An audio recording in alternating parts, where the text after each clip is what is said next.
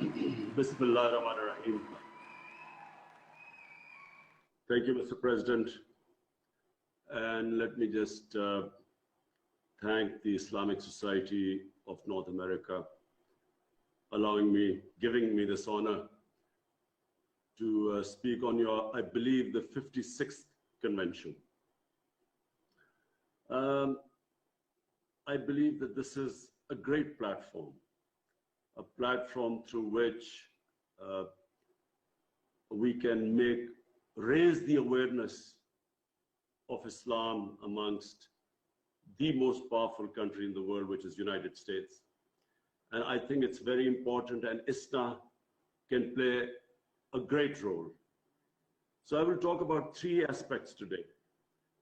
And in all three, I would like ISNA to play its part in spreading awareness.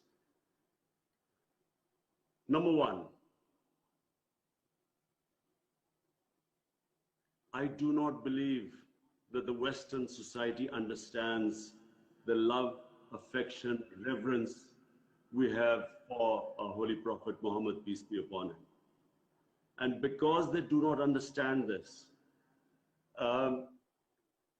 we have surprise in the Western societies when any person mocks or ridicules our Holy Prophet, and they see this reaction amongst the Muslims. They don't understand it because they do not view religion like we do. I have spent a lot of my time in England because I studied there and played professional cricket there. And I know that they do not view religion like we do. The way they talk about religion, the way they talk about even Jesus Christ, peace be upon him, they don't understand how Muslims love and respect their Prophet.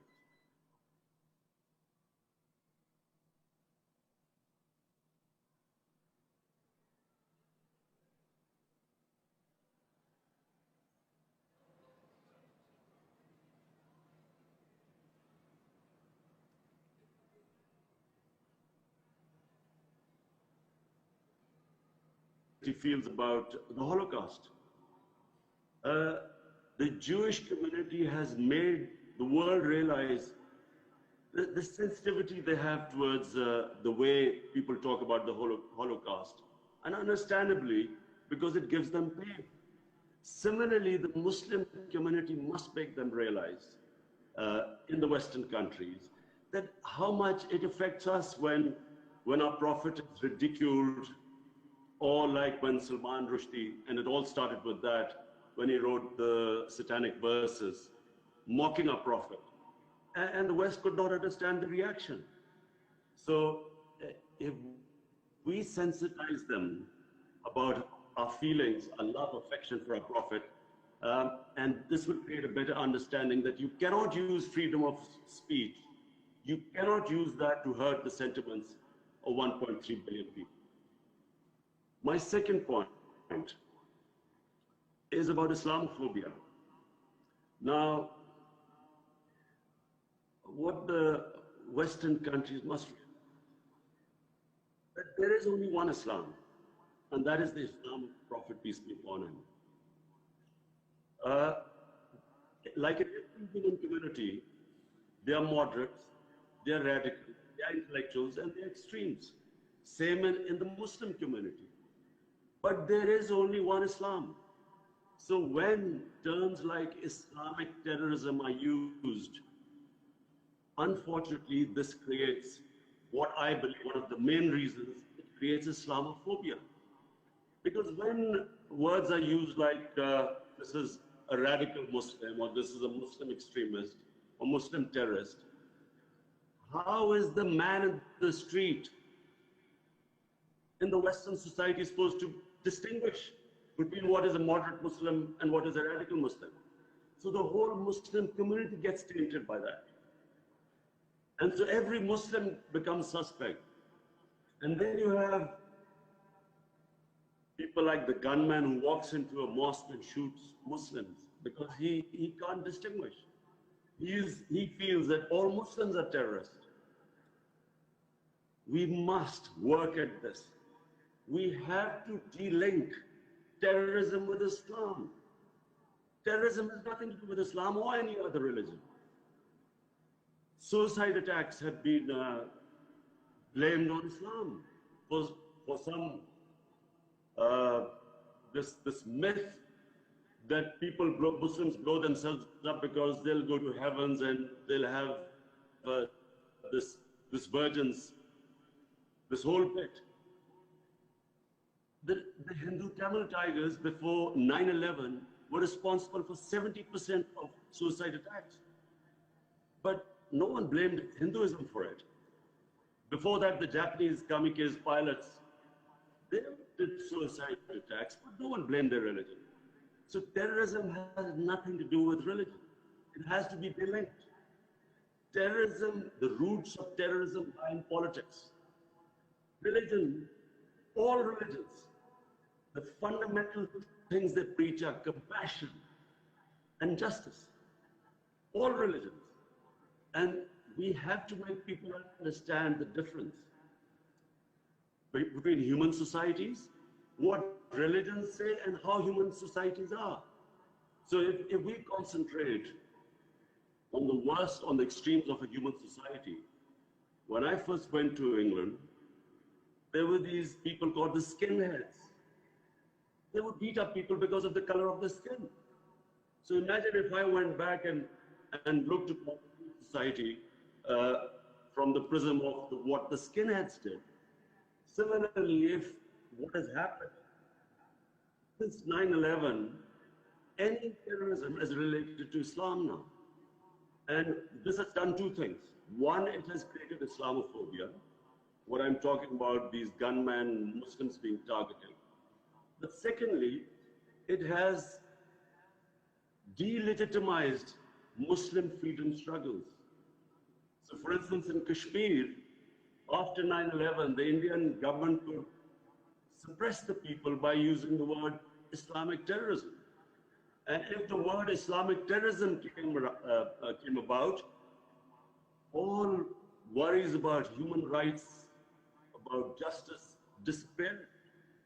People in the Western countries, the moment a movement was labeled Islamic radicals or terrorism, that was it. The whole Western world would cast a blind eye on it. They wouldn't talk about it. And so Muslims were crushed by governments using the word Islamic terrorism. My third thing, and this is probably the most serious thing which is confronting Muslims right now, and I'm talking about almost 200 million Muslims of India. You see, I also know Indian society. I have, through cricket, I have had love and affection in India. I know India, a lot of friendships in India. Well, what has happened in India right now needs to be told to the Western world.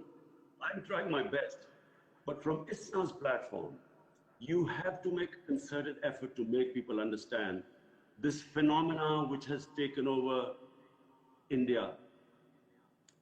You have to make the Western societies understand RSS. RSS was created in 1925. RSS was inspired by the Nazi Party, by Hitler, by Mussolini. It was a fascist ideology which believed in Hindu supremacy. It believed in Hindu supremacy and at the same time was filled with hatred of Muslims. They blamed the centuries of Muslim rule in India for why the Hindu civilization couldn't reach its peak. It believed, as I said, in the racial supremacy of the Hindu civilization. It believed in ethnic cleansing of Muslims from India. It believed that India was only for Hindus. And this, if you read what the founding fathers of the RSS movement said, like Golwalkar, in this day and age, it is extremely easy for all of you to Google it. Just Google and find out the origins of RSS. Who were their founding fathers? Who were the role models of the founding fathers? What was their philosophy? And this hateful philosophy was the reason why Gandhi was assassinated after independence. They believed he was too soft on India, on Muslims. Why Pakistan was created? The founder of Pakistan, Quaid-e-Azam Muhammad Ali Jinnah. The reason why he believed that Muslims would not get equal rights to citizenship in India was because he saw this ideology.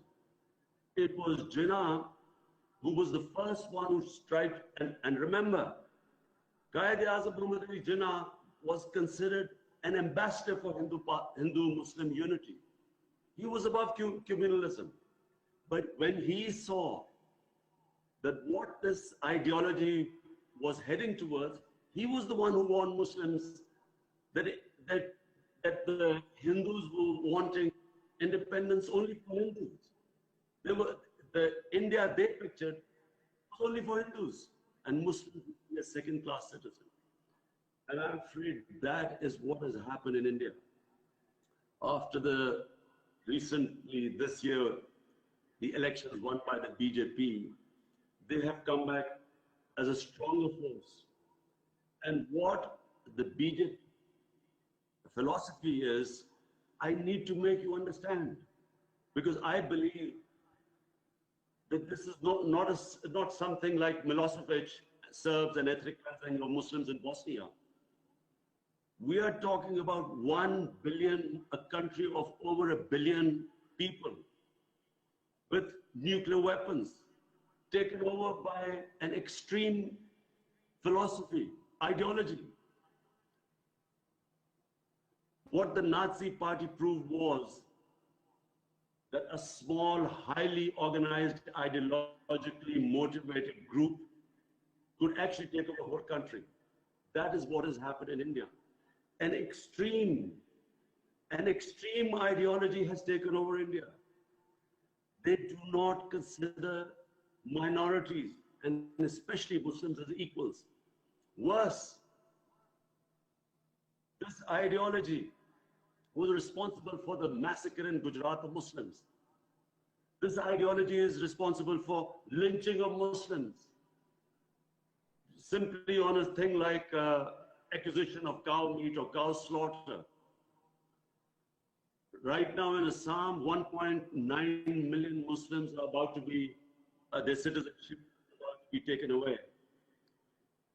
And it is this ideology that has put almost 9 million Muslims under curfew for 26 days in Kashmir.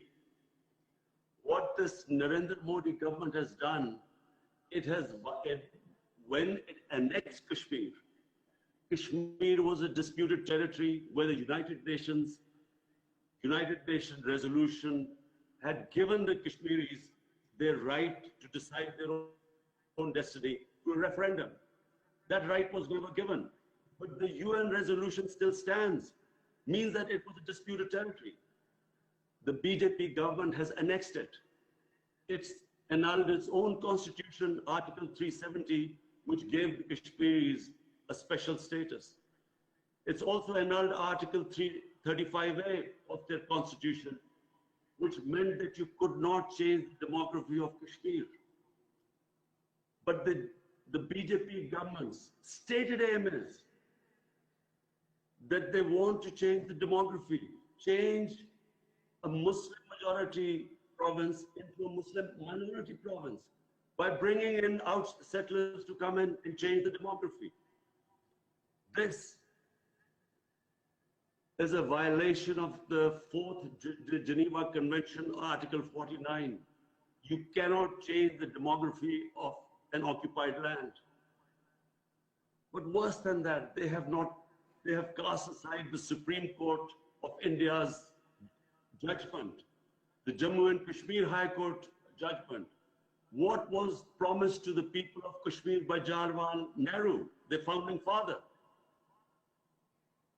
And again, I repeat, it's 26 days the people of Kashmir are under curfew. They have shut out all media, all internet, no news is coming out of there. We believe that what is happening in Kashmir is that RSS goons have been let loose amongst the population. We believe people are being picked up. What reports are coming out? Boys are they go into houses and pick up boys. 8,000 people so far have been put in prison. 4,000 people have been taken out of Kashmir. All their leaders have been put under arrest. Even the opposition leaders were not allowed to go inside Kashmir to see what is happening there. And that is what I want ISNA to do. Raise awareness. In the 21st century, this is happening. And this is happening, an ideology which openly states that they want to change the demography of the people of Kashmir, which openly states that the Muslims do not have the same rights in India as the Hindus. They have completely cast aside the secularism of Nehru and Gandhi. And I'm afraid this ideology is not going to stop here. I think they have let out of a genie out of a bottle. It's not going to go back in. This genie of hate, of Hindu supremacy. It's not just the Muslims who are going to be a threat. And I'm again, almost 200 million Muslims in India. What is going to happen to their future? It's also going to go after Christians. Already there have been attacks on the Christian churches. Christians have been tried to reconvert it into Hinduism. Dalits are not going to be spared. Soon Sikhs, the Sikh community, even they will suffer after a while. Even the Indians who do not agree with this ideology.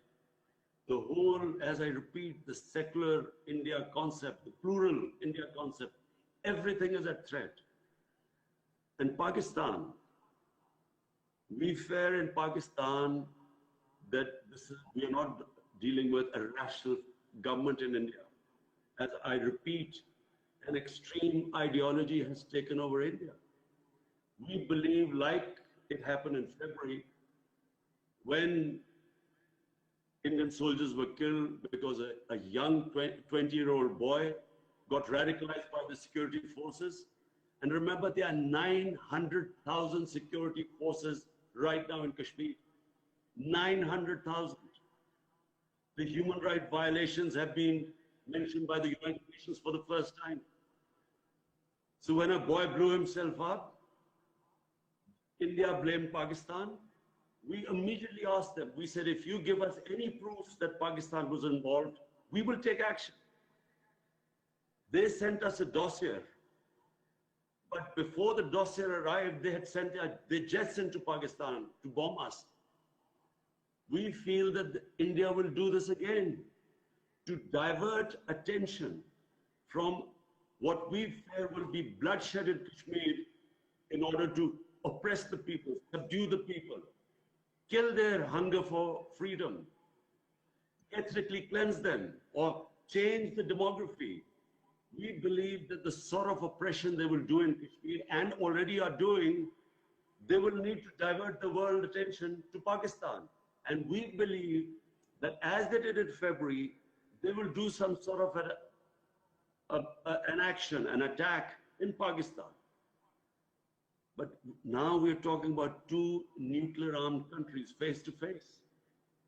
So the consequences, this is no longer something like Rwanda or like Bosnia. We are talking, again, I repeat, 1 billion people, a country of 1 billion people with nuclear arms, with a mad ideology facing Pakistan. What will happen once this, if a similar sort of attack happens, Pakistan will retaliate. We, again, I repeat, and two nuclear armed countries face to face. That is why it is important for ISNA to play its role. I have asked the OICU to play its role. I'm going to raise this in the United Nations General Assembly.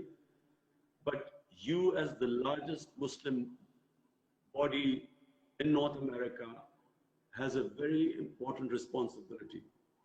You must make people aware of what is going on in India.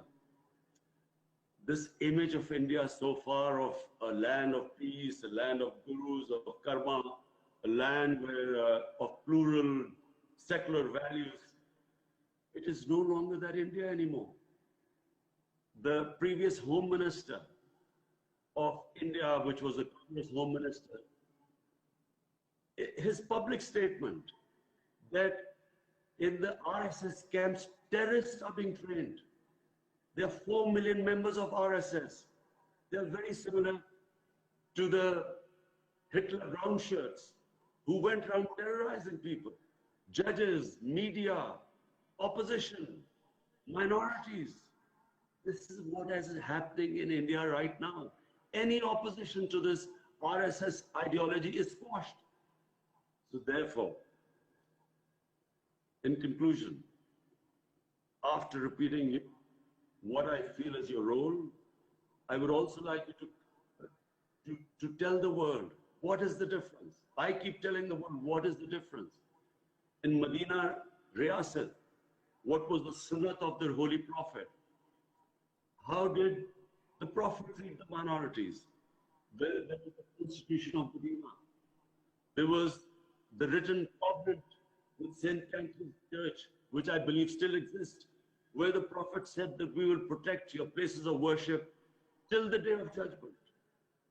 The Holy Quran saying there's no coercion in religion. You can't force people into religion. We have a responsibility in the Quran to respect sacred entities of other religions. The famous incident of Hazrat Ali as Khalifa, as the head of state of Medina, he loses a case against a Jewish citizen. The court did not accept the testimony, apparently, of Hazrat Ali. Even now, you cannot picture this in the Western society where a minority wins a case against the head of state. But that shows that the status of minorities was equal. They were equal citizens, equal rights. And what is happening in India is the opposite. There was a case of Pelwan Khan, this Muslim, apparently they accused him that he was transporting cattle. He was murdered, lynched in the middle of the city, in front of everyone. The court just let off all the 6 people who were responsible, who everyone saw killing this man. This is what is happening in India right now. Even the courts are scared to give judgment against this RSS ideology. Hence, I conclude, the responsibility of ISNA is great. You should raise this awareness. You should raise your voices. You should approach your members of Congress, senators, make them understand what's happening. Meanwhile, I'm trying my best, as I repeat, I've spoken to the head of states of Muslim countries. I made them understand that what we are dealing, I repeat, is an ideology. You can't reason with this. In India, and I repeat, India is at threat. All the people, intellectuals who oppose this, and I know India. People in India who are intelligent, educated, who believed in the Gandhi and Nehru secular values, do not agree with it.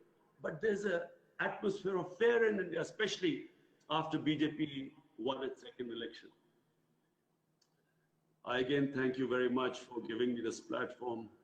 I feel it's a great honor, and I wish that ISNA goes and plays its role of spreading awareness, making people understand Islam, and then try to de-link all this.